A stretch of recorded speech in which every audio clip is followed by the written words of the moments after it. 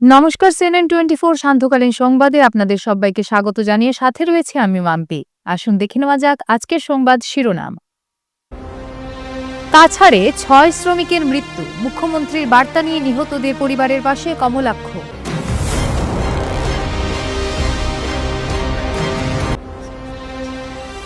কয়লাখনি বিস্ফোরণ, SMCH-এ চিকিৎসাধীন ৫ জন, ২ জন আইসিইউতে আশঙ্কাজনক।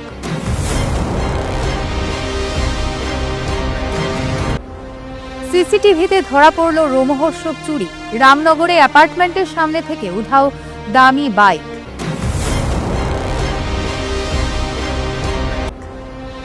শুক্রবার থেকে উধারবন্দ বিধানসভা সমষ্টিতে বিজেপির বিশেষ সাংগঠনিক সভা শুরু।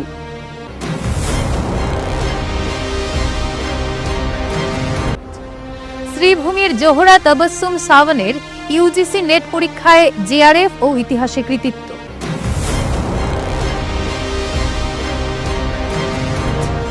এবারে সংবাদ বিস্তারিত।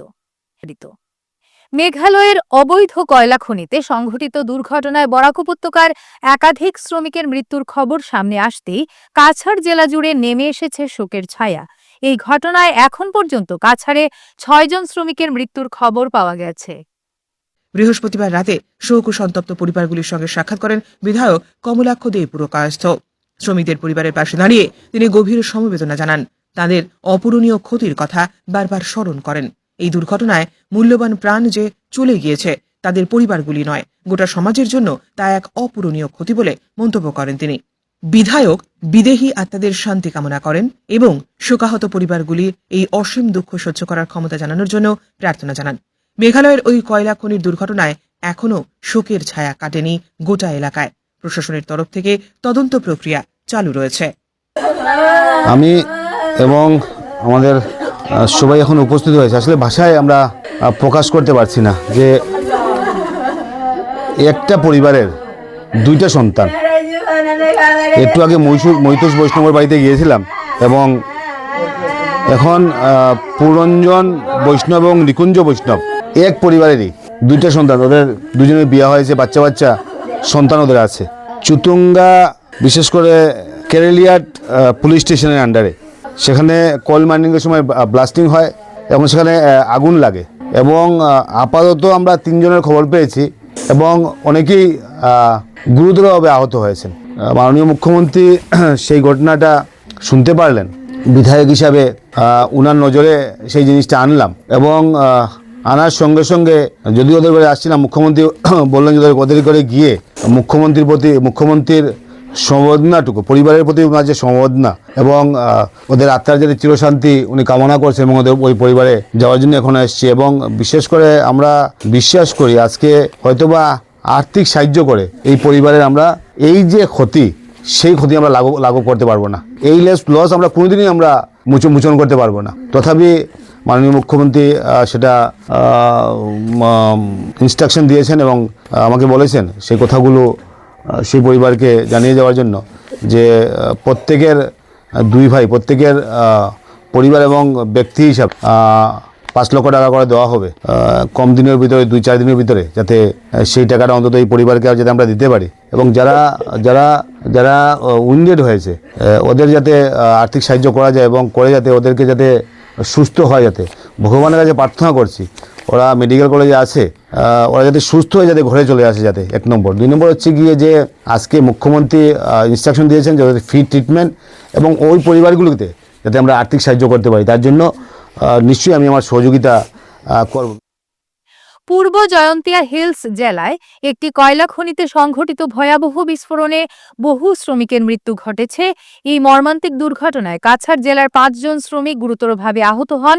বর্তমানে তারা শিলচর মেডিকেল কলেজ ও হাসপাতালে চিকিৎসাধীন রয়েছেন। হাসপাতাল কর্তৃপক্ষ সূত্রে খবর, ওই হাসপাতালে ভর্তি 5 জন আহতের মধ্যে 3 জনকে বার্ন ওয়ার্ডে রাখা হয়েছে। 2 জনের অবস্থাও আশঙ্কাজনক। আহতদের একজন সুজয় বৈষ্ণব। তিনি জানান তিনি তার 2 ভাই কৃষ্ণধন বৈষ্ণব এবং বিষ্ণুধন বৈষ্ণবকে হাসপাতালে ভর্তি করিয়েছেন। দুজনেই ওই কয়লা খনিতেই কর্মরত ছিলেন। মাত্র 3 মাস আগে সেখানে কাজ শুরু করেছিলেন। বর্তমানে দুজনেই চিকিৎসাধীন রয়েছেন এবং বিপদমুক্ত বলে জানিয়েছেন চিকিৎসকেরা।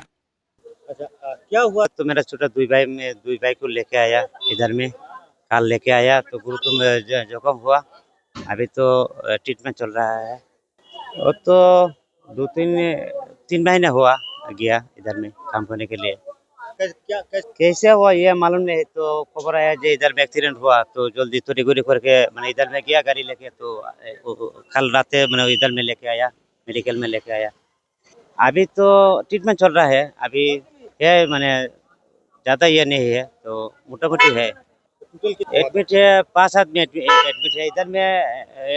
फर्स्ट फ्लोर में 3 आदमी है और आईसीयू में 2 आदमी है। मेरा छोटा 2 भाई है, कृष्णधन वैष्णव और विष्णुधन वैष्णव। तो 24 गुमरा बच्चा है। और तो कृष्णधन का 3 बच्चा है और विष्णुधन का 2 बच्चा है।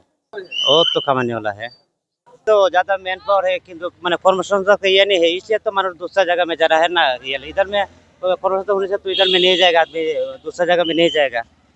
मतलब जॉब के लिए आप लोग जॉब के लिए जा रहा है। इधर में मैन पावर है लेकिन इधर में ये नहीं है, तो कर्मसंस्था नहीं है, इसलिए तो दूसरी जगह में माना जा रहा है ना। और तो ये मोदी को और प्रधानमंत्री को दोनों में इसे प्रोग्राम लेने के लिए।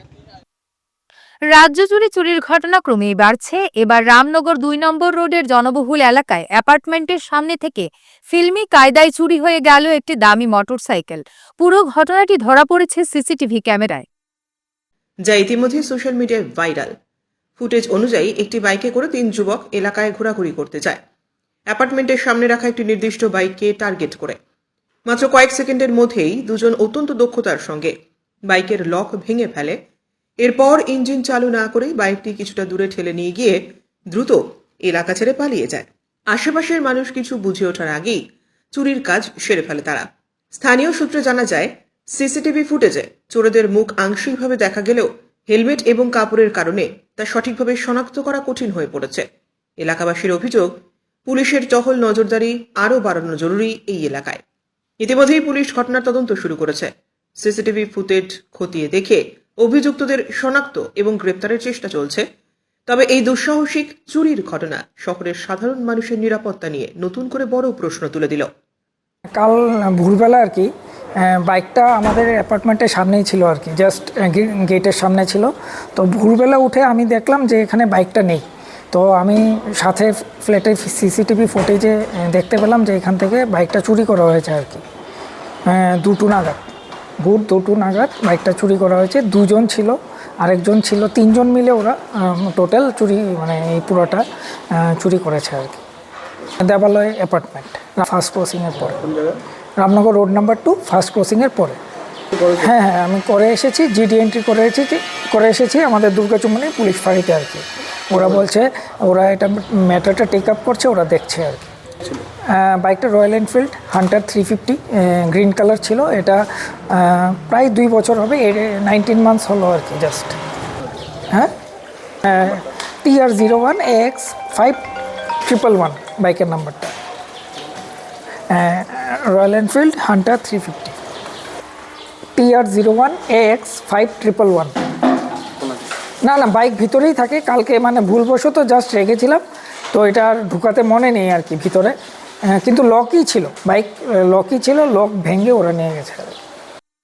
শুক্রবার থেকে উধারবন্দ বিধানসভা সমষ্টিতে বিজেপির বিশেষ সাংগঠনিক সভা শুরু হয়েছে। উধারবন্দ মণ্ডলের মধুরা পানগ্রাম, লারসিং পাতিছড়া, টিকল খাস, কুম্বা, শালগঙ্গা জিপিতে অনুষ্ঠিত সভায় শহরের বিভিন্ন উন্নয়নমূলক কাজের ফিরিস্তি তুলে ধরেন বক্তারা। বক্তাদের মধ্যে ছিলেন দলের জেলা সভাপতি রূপম সাহা, বিধায়ক মিহির কান্তি সোম, দলের জেলা সম্পাদক সৌমিত্র দেব রায়, আইটি সেলের কনভেনার বিপ্লব দেবনাথ, উদারবন্দ মণ্ডলের সাধারণ সম্পাদক স্বরূপ দত্ত সহ বহু বিশিষ্ট ব্যক্তিবর্গ।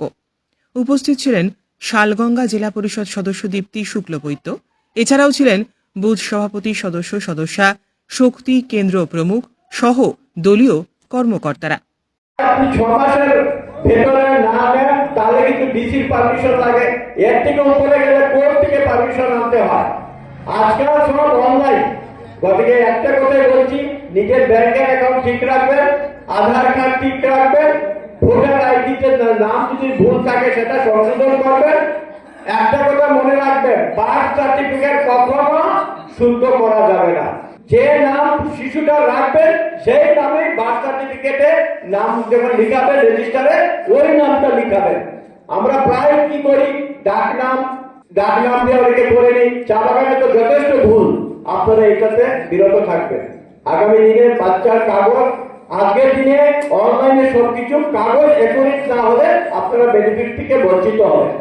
আর আপনারা রেশনটা এখন ভালো ডাল, এই ডালটা ভালো দেওয়া হচ্ছে, এই জন্য প্যাকিং ছাড়া ডাল নেবেন না। আমি আর সময় নষ্ট করছি না। আগামী নির্বাচনে ভারতীয় জনতা পার্টিকে মজবুত করুন। মোদীজির যে সংকল্প নয়া ভারত, শ্রীভূমির বাসিন্দা জোহরা তবসুম সাওয়ান ডিসেম্বর 25 জানুয়ারি 26 সনের ইউজিসি নেট পরীক্ষায় জেআরএফ ও ইতিহাসে সহকারী অধ্যাপক পদের জন্য যোগ্যতা অর্জন করেছেন। তিনি 99.87% পেয়েছেন। মোট 300 নম্বরের মধ্যে 222 নম্বর পেয়েছেন। বর্তমানে জোহরা শিলংয়ের নর্থ ইস্টার্ন হিল বিশ্ববিদ্যালয় থেকে ইতিহাসে পিএইচডি করছেন।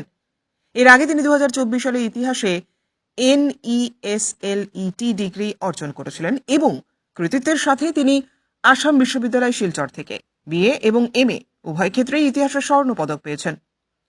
জোহরা HSLC-তে তার স্কুলের শীর্ষস্থানীয়দের মধ্যে 88.5% পেয়েছিলেন। উচ্চ মাধ্যমিকে বরাক উপত্যকায় শীর্ষস্থানীয়দের মধ্যে একজন ছিলেন।